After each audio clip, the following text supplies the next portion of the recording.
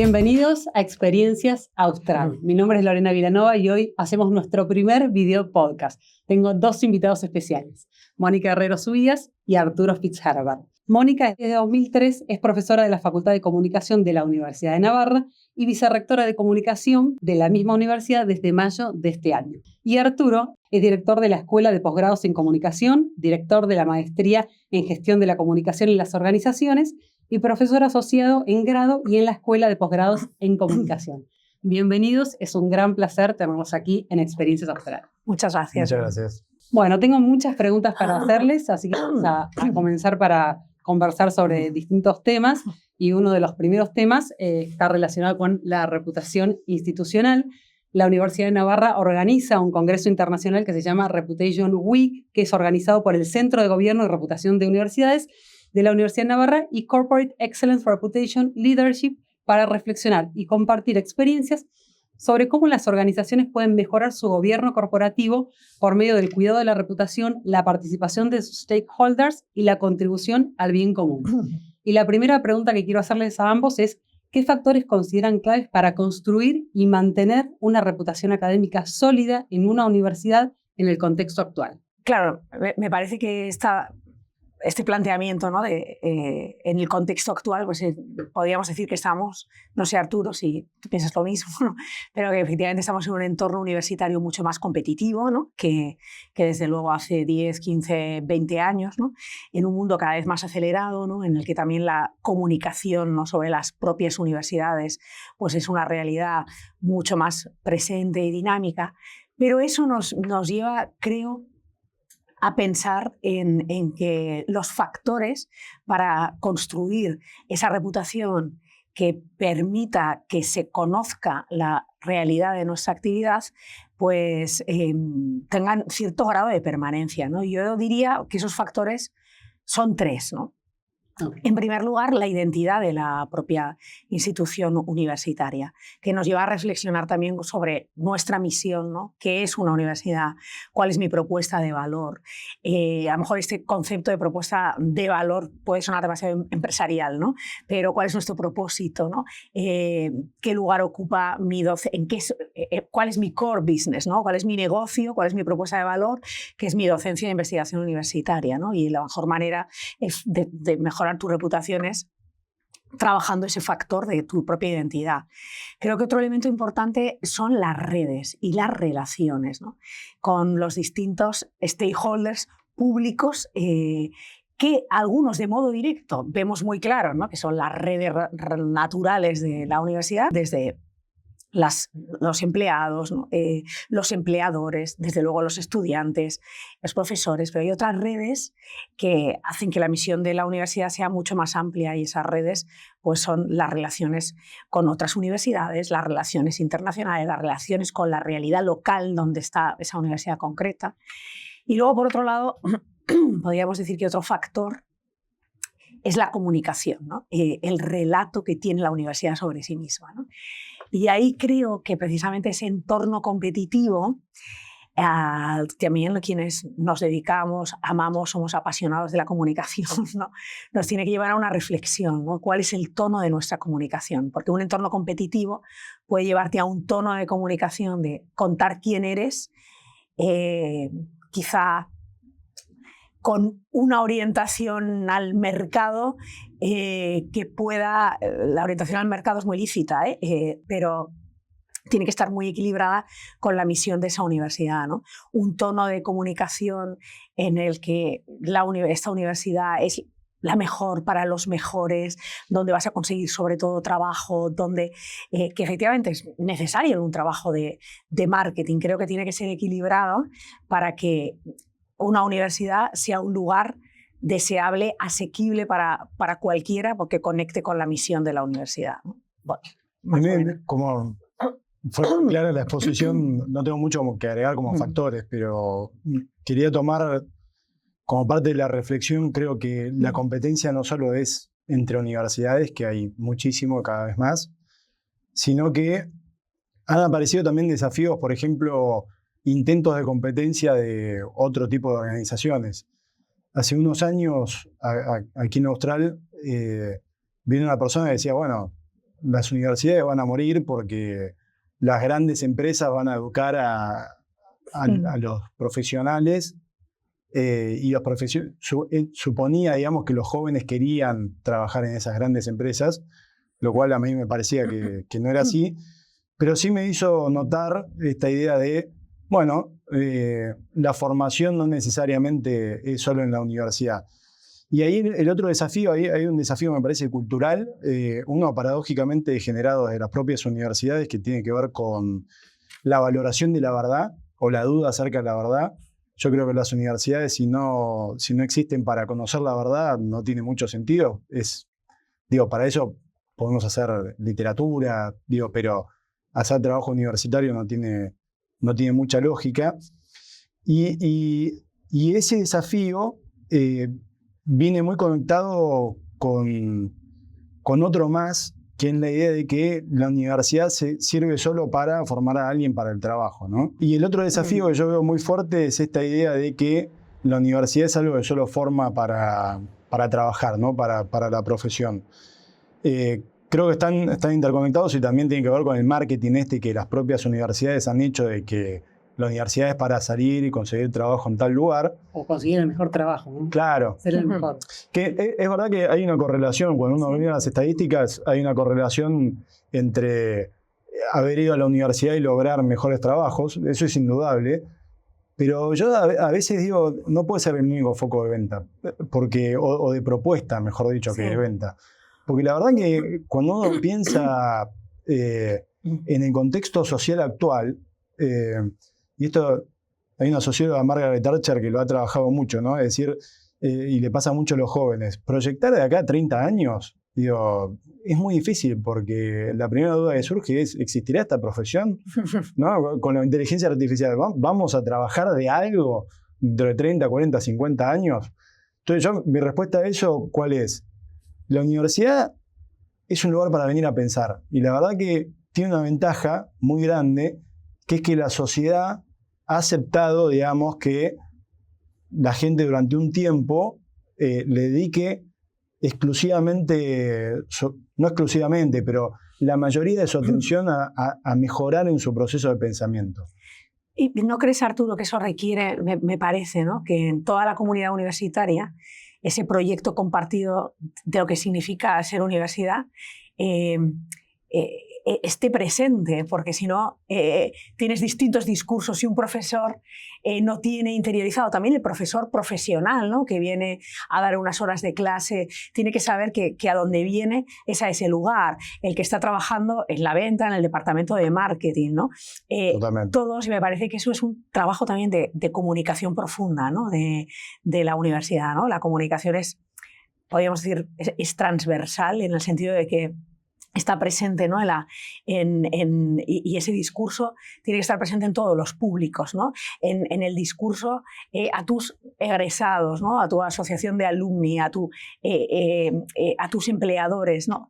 Lo que yo te vengo a ofrecer es una persona que ha venido aquí a invertir los años de su vida en los que despierta a la libertad, ¿no? En los que alcanza la mayoría de edad, despierta al amor, ¿no? A tantas cosas grandes y despierta también a esa apertura al conocimiento, a la conversación, al diálogo en el aula. Pero creo que eso requiere que todos, podríamos decir, los públicos internos de la universidad beban de esa cultura, ¿no? Y eso esté presente en un trabajo de comunicación profundo, creo, ¿no? Acá tenemos un dicho famoso, no sé si en España está también, pero en casa de herrero, cuchillo de palo. Tal cual. ¿No? Yo me llamo Herrero de apellido y esto lo he experimentado muchas veces y el dicho existe, ¿no? Y a veces ocurre esto. Esa paradoja uno la ve muchas veces, por ejemplo, facultades de comunicación que no ponen el foco en cómo comunican porque, bueno, están ya preocupados por eso. Sí. Tanto interna como externamente. Sí, claro. Y después, bueno, las universidades sin hacer pedagogía interna, ¿no? Que es el otro factor clave. A veces, claro, uno está reflexionando sobre su especialidad y por ahí no se dan estas circunstancias de reflexionar sobre el verdadero propósito de la universidad. Y yo creo que además estoy totalmente convencido de que, y esto lo he pensado mucho a partir de este planteo de ustedes no van a existir más, y decir, yo la verdad que no creo que sea así por dos cosas. Primero, no estoy del todo convencido de que la gente quieran trabajar en esas grandes empresas. Creo que esas grandes empresas, además, no sé si tienen el interés de que todos vengan, digamos, de su propio lugar de formación, porque la diversidad de puntos de vista siempre ha enriquecido a las organizaciones. Y después dudo mucho que la capacidad de pensamiento, que es lo que nos distingue, digo, este regalo que hemos tenido de poder pensar y reflexionar, no creo que lo vayamos a perder. La universidad se dedica a tratar de pensar mejor. Y la verdad que cuando uno ve, bueno, ¿y cómo me adapto frente al desafío de la inteligencia artificial? Bueno, yo creo que si pensás mejor tenés muchas más herramientas para esa adaptación. Totalmente. Hablaban ustedes de dos protagonistas claves de las universidades, que son los profesores y los alumnos. Me gustaría que me digan cómo contribuyen los profesores y los alumnos a ese prestigio institucional los profesores a través de la investigación, la docencia y el compromiso con los estudiantes, y los alumnos en su vida universitaria dentro de la universidad. Bueno, la diferencia, digo, los que hemos dado clase no es tan clara, porque uno también aprende un montón de los alumnos. Entonces, esto hay que mirarlo sistémicamente, porque en la medida en que uno tiene mejores alumnos, es mejor docente también.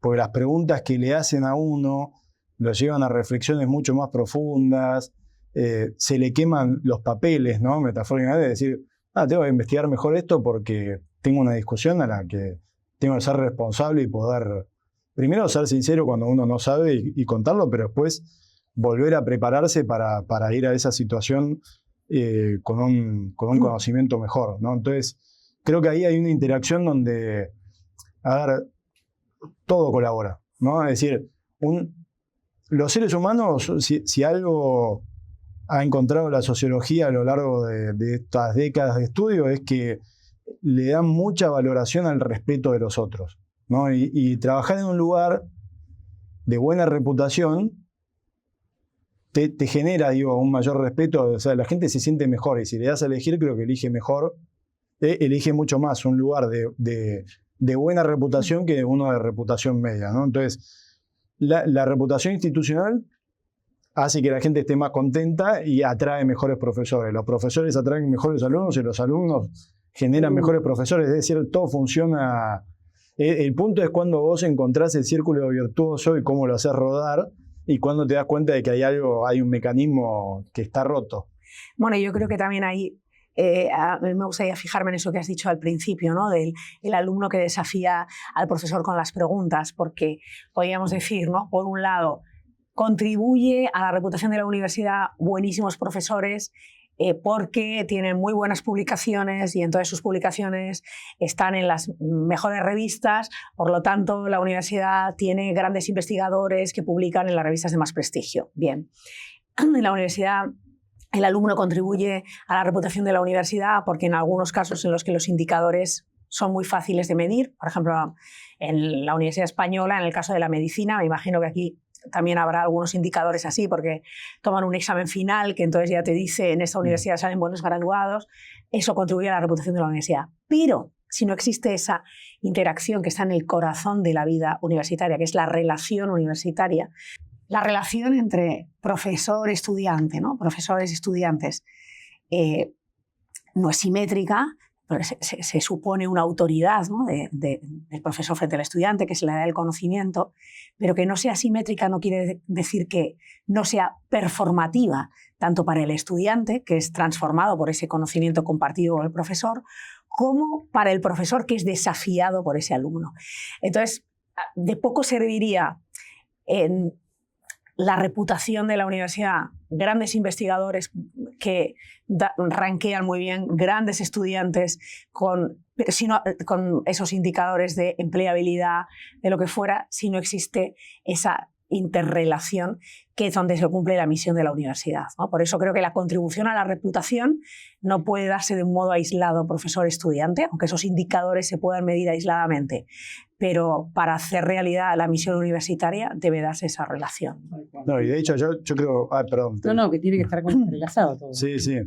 Y hay un desafío interesante que tiene que ver con esto también, que es una dinámica que ha pasado en muchos rubros, ¿no? Que es cuidado cuando el indicador ¿sí? O sea, en la dinámica uno tiene, alguien quiere medir algo, entonces hay una serie de comportamientos, uno trata de reflexionar qué es la calidad académica, etcétera, y después busca una forma de cuantificarlo eso. Pero esto tiene como una doble hermenéutica, que es que la propia institución empieza a veces a ver el indicador y a luchar más por el indicador que por la propia calidad.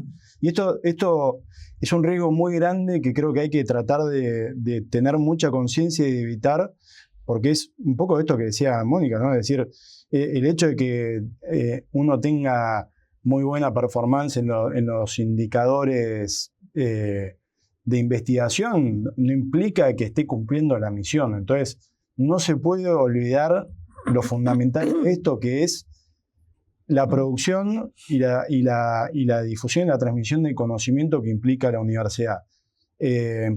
Los indicadores quizá en algún momento cambien, quizá en un momento dejemos de darle tanto peso a los indicadores y volvamos a otros criterios. La verdad que no lo sé, pero estoy casi seguro de que a la larga, si nos olvidamos de lo que realmente importa, bueno, vamos a tener un problema de reputación, entre otras cosas. Al final. Y hablabas antes del tema de las relaciones, ¿no? Y qué importancia tienen las colaboraciones internacionales y las alianzas estratégicas en el desarrollo de esa reputación y en la percepción que tienen los públicos externos sobre esas universidades. A ver, a mí volviendo también, ¿no? a la misión de la universidad, y universidad pues es que lleva en su palabra también, ¿no? Ese deseo de universal, ¿no? Creo que efectivamente desde el punto de vista de los indicadores, las relaciones internacionales pues contribuyen, ¿no? Si tus alumnos pueden ir de intercambio, si tus profesores también, si puedes tener docentes de otros lugares que vengan a enseñar, ¿no? Eso da a conocer la universidad, tu universidad se enriquece, pero creo que ahí está la verdadera contribución a la reputación de la universidad. Mis redes y mis relaciones hacen que mi universidad sea en definitiva más universidad, ¿no? Que salga de un espacio de conversación más reducido a un espacio más amplio. Que los problemas que a veces se ven, ¿no? Como problemas de mi universidad, de mi facultad, ¿no? Cuando entro en diálogo, en conversación con otras universidades, pues son más amplios, ¿no? Yo acabo de estar ahora hace unos días en Birmingham en un encuentro de una red que se llama World 100, ¿no? De universidades que se reúnen sus departamentos de comunicación, vicerrectores, vicepresidentes de comunicación, directores de comunicación de universidades, ¿no? Y que se reúnen para compartir experiencias sobre, ¿no? La gestión de la comunicación y de la reputación. Y era muy interesante ver cómo los problemas son muy compartidos, ¿no? Por ejemplo, ese equilibrio, ¿no? en el gobierno universitario entre lo académico y lo corporativo, ¿no? Esas tensiones, ¿no? Esos contrarios que creo que es nuestro desafío armonizarlos, pues son realidades muy compartidas, ¿no? Por eso me parece que redes, relaciones internacionales, experiencia internacional de profesores y estudiantes, experiencia internacional dentro de la propia universidad por la presencia de alumnos, profesores internacionales, permite que la universidad sea más universidad y amplía el foco de conversación y se descubren muchos desafíos compartidos, ¿no? Totalmente. Creo que las redes tienen tienen efectos prácticos muy concretos, es decir, metiéndose uno en una red tiene más probabilidades de financiamiento, de que alguien te recomiende, de que alguien hable bien de tu organización hacia los que evalúan en el ranking. Es decir, los efectos concretos sobre la reputación son muy grandes. Y después hay un efecto más indirecto, que es que, bueno, yo tuve como una experiencia, digamos, de una carrera aislada en la Argentina y después por suerte, por un proyecto en el cual me tocó participar, tener contacto con la Academia Internacional.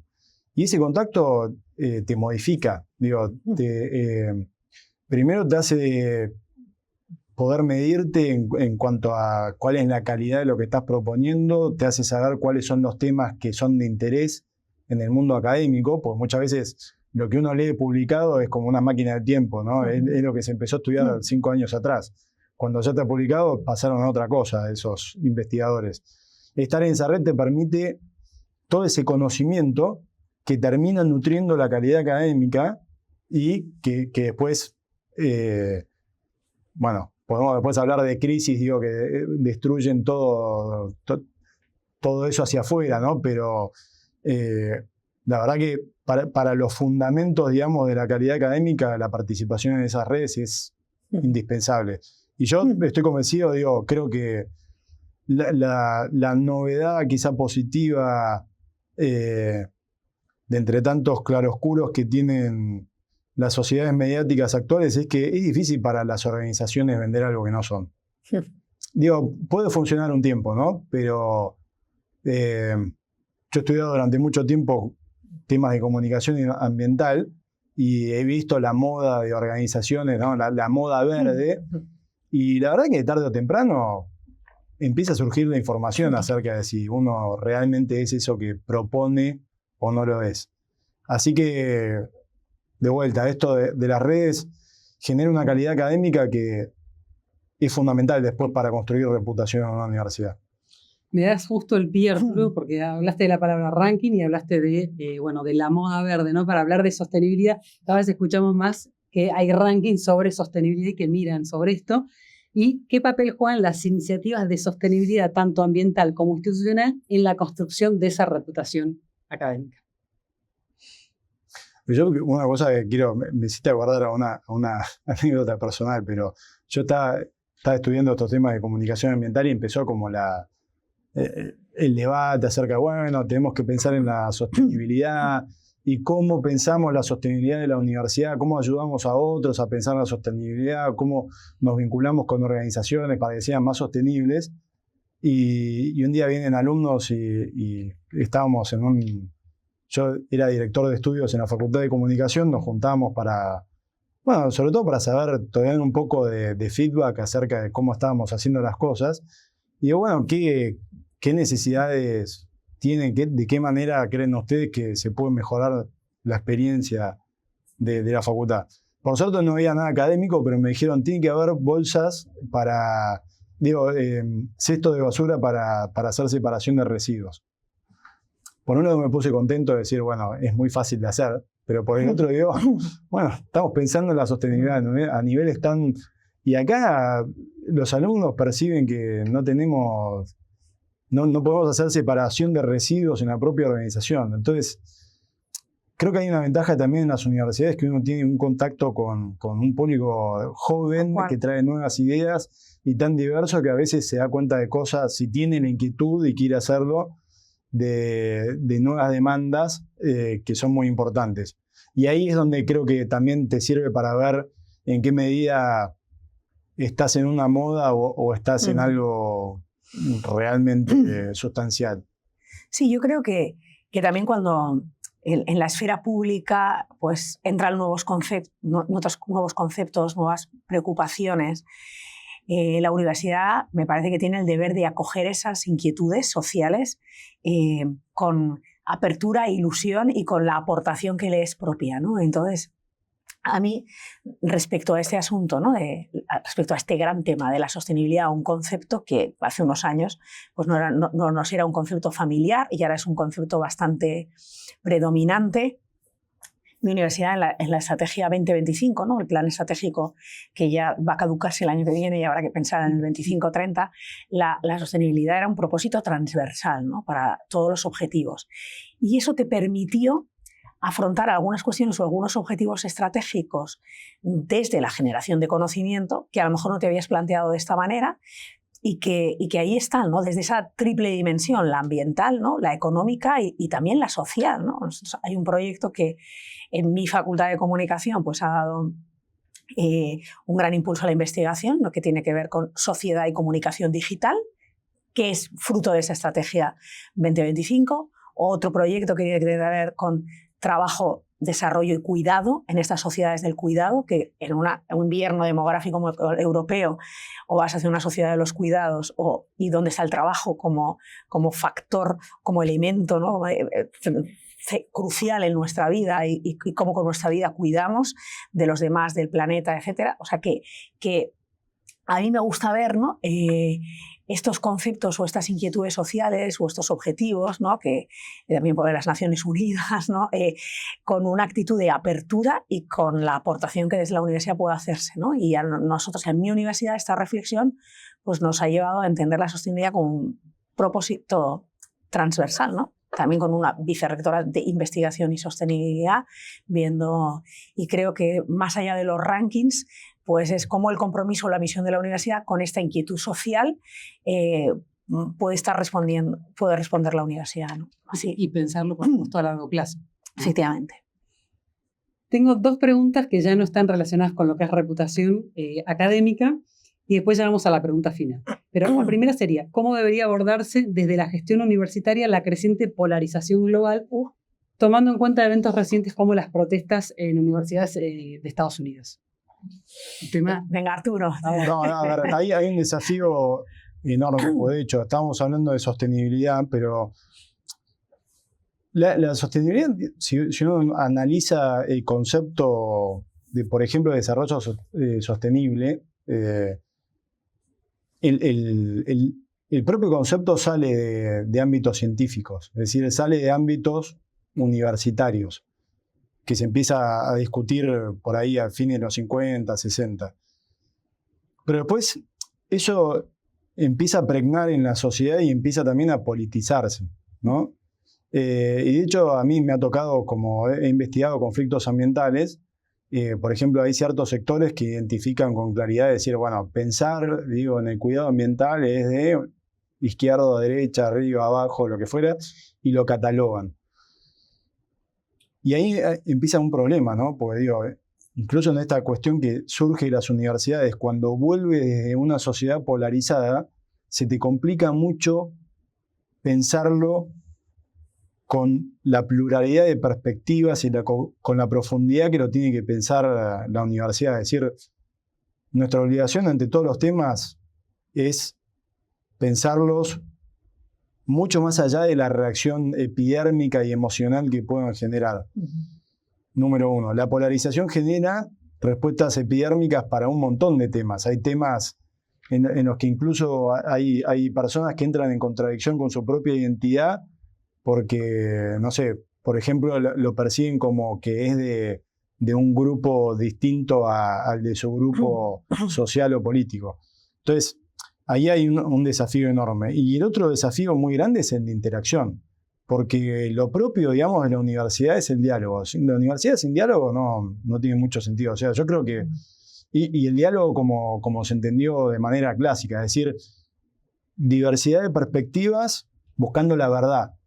Si olvidamos la verdad y la multiplicidad de perspectivas, me parece que estamos en algo que puede ser debate político, puede ser debate social, pero no es universidad.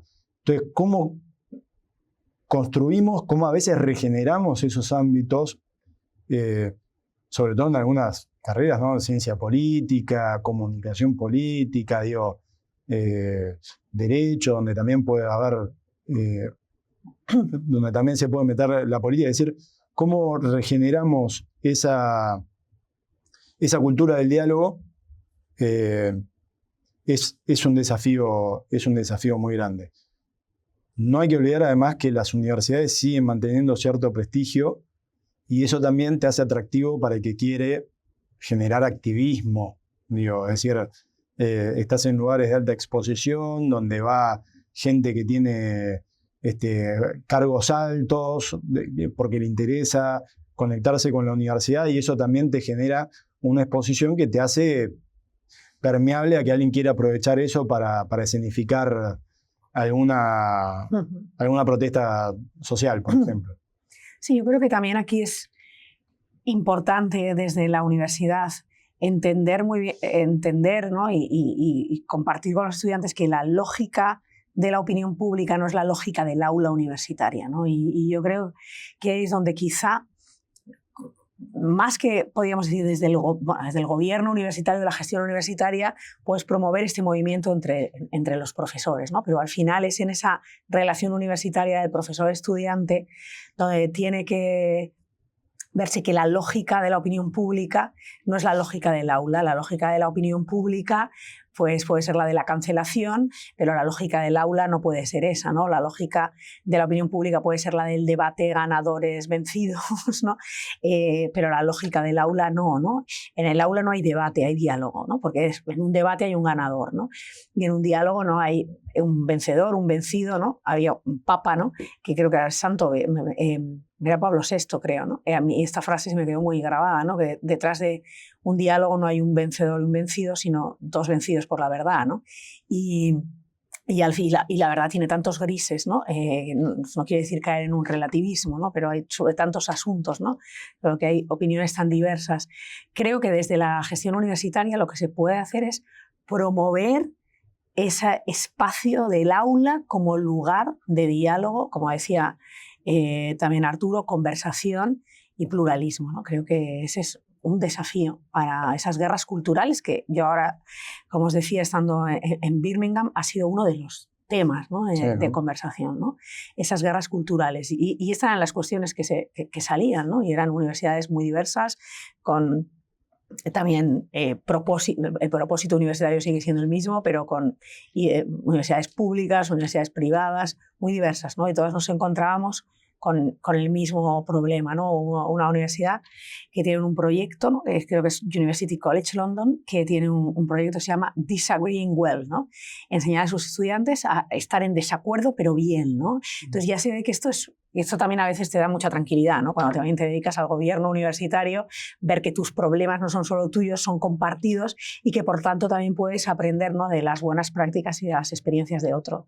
Pero si no es en la universidad donde se pueda tener ese diálogo, ¿dónde será, ¿no? Entonces, tenemos que hacer también nuestra autocrítica, ¿no? ¿Por qué en las universidades es donde están teniendo lugar estas protestas, ¿no? También, hombre, donde está ese ardor también más de juventud, ¿no? De peleas con lo que consideras injusto, etcétera, ¿no? Pero en el aula, si en el aula hubiera más espacio para la controversia, para el diálogo, a lo mejor no habría tantas manifestaciones fuera, ¿no? Eso es lo que quizá nos tenemos que preguntar, ¿no? Bueno, y bueno hacerse esa pregunta, ¿no? Sí. Es que además, quiero agregar una sola cosita. Hay un cambio, digamos, el espacio público ha cambiado profundamente en los últimos años. Y de hecho, antes por ahí, público era lo que aparecía en los medios masivos, o lo que llamaba la atención de los medios masivos. Y ahora cualquier situación se puede grabar con un celular y publicitarse. Los medios masivos eran la tele, digamos, pero hoy en día los medios masivos son... No, y las tapas de los diarios. Claro, las tapas de los digo, ahora cualquier situación que pareciera privada o semi-privada, como es una situación en un aula, puede ser grabada, viralizada, descontextualizada.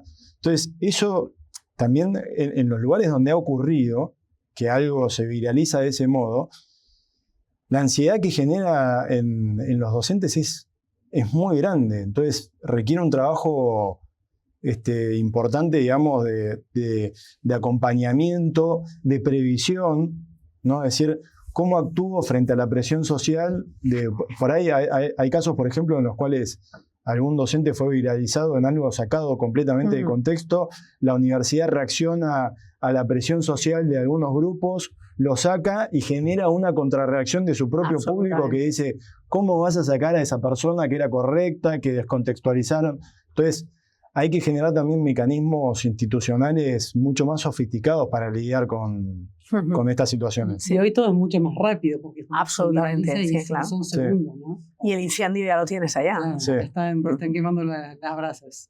Bueno, vamos a la pregunta final y hablando un poco de esto, ¿no? En una era de posverdad, ¿cómo pueden las universidades con un ideario cristiano mantener una propuesta académica sólida y fiel a sus valores? Bueno, pues yo creo que simplemente, o sea, creo que esa pregunta no debería ser difícil, ¿no? Porque en esa, podríamos decir, fidelidad, ¿no? Lealtad, ¿no? A ese ideario cristiano está incluida la apertura, la amor, no solo respeto, sino amor a la diferencia, el dar cabida a la voz de todos. Eso no significa renunciar a unas convicciones, ¿no? y a unas verdades, ¿no? que la Iglesia, ¿no? Pues tienes no sé, fijadas, ¿no? Podríamos decir, y que están accesibles a cualquiera, ¿no? Que las puede leer en el Catecismo de la Iglesia, pero es que si leyéramos más en profundidad, y yo creo que nos puede faltar, a mí me lo planteo yo misma, ¿no? Profundizar más en qué significa esa identidad cristiana, no como barrera, sino como apertura. Yo creo que, yo lo pienso así muchas veces, ¿no? Que también, pues, por algo, ¿no? En este momento de la historia, en la Iglesia está al frente un argentino que desde su llegada, ¿no? ahí a la sede de Pedro, ¿no? Pues nos habló de una iglesia en salida, nos habló de las periferias que él conocía no solo desde la cabeza, desde las ideas, sino desde la realidad, que para él pues siempre nos ha recordado que es superior a la idea. Creo que en este pontificado hay muchos elementos que son increíblemente valiosos para la propuesta cristiana de las universidades que tienen esa identidad en un entorno secularizado. O sea, creo que hay muchísimas respuestas en el magisterio de Francisco, que por algo será el que en este momento de la historia pues, Dios ha querido no solo para la Iglesia, para la sociedad, para el mundo y para la historia, ¿no? Si lo vemos desde una perspectiva así más cósmica, que es como a mí me gusta verlo. Sí, yo a veces pienso, volver a la fuente, ¿no? Y en las fuentes para mí hay tres que a mí me han gustado, para pensar estos temas. Y que esté libre de pecado que tire la primera piedra. O sea, que eso nos llama a la prudencia, me parece, y a no ser apresurados con enjuiciar a otras personas, que es algo que puede pasar en estos contextos polarizados.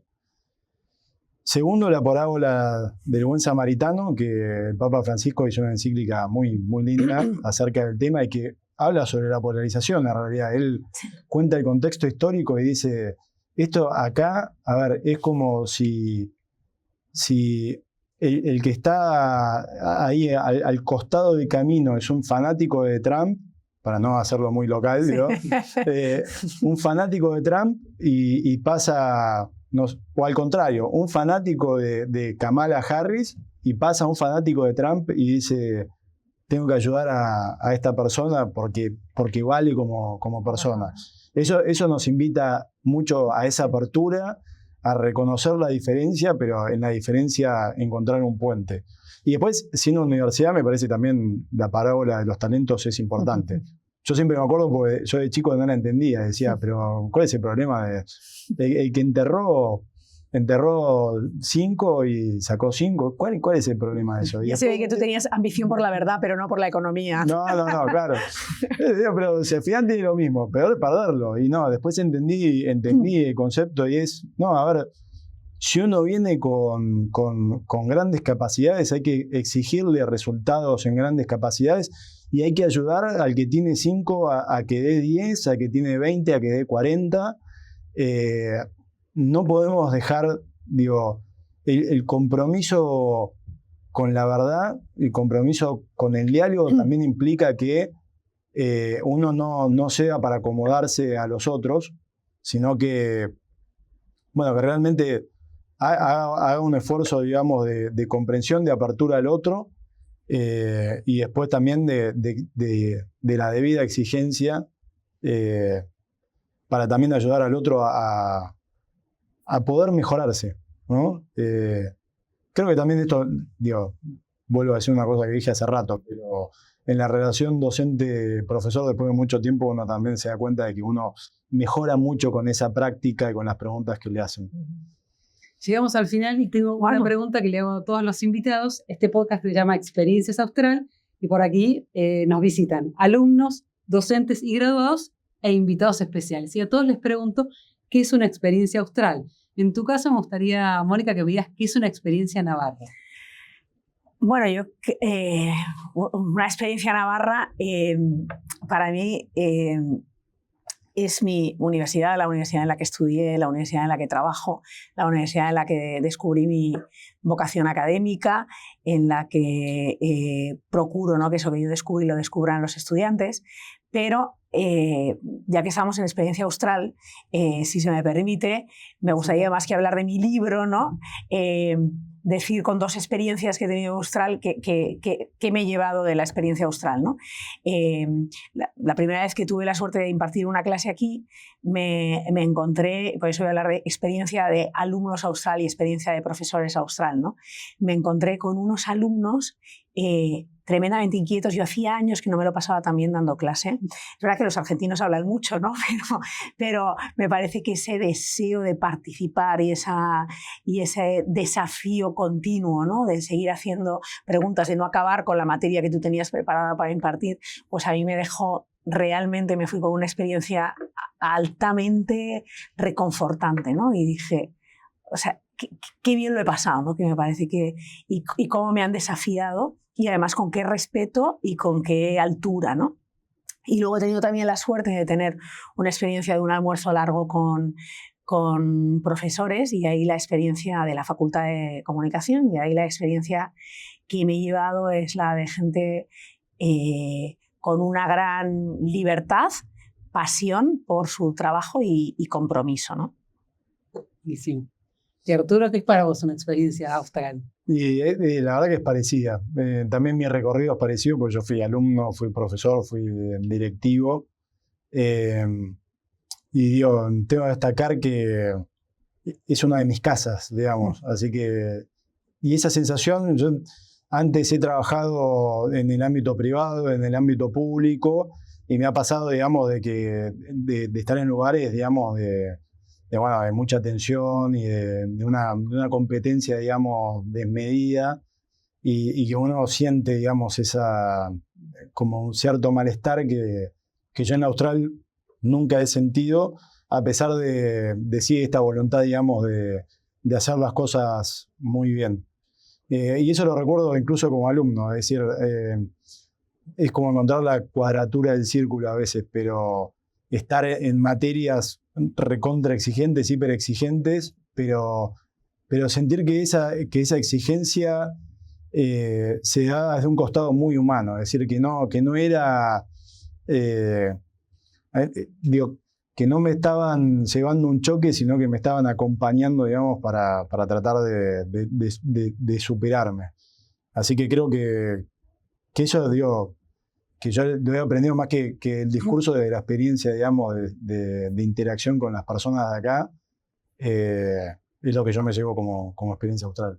Yo creo que cabría añadir que además como experiencia austral me llevo el plátano que hay a la entrada del edificio del Olivo, que ha hecho que este podcast hayamos tardado bastante en poder arrancarlo. Pero yo creo porque, que caramelo gracias a tu caramelo del Austral, pues hemos superado ese momento.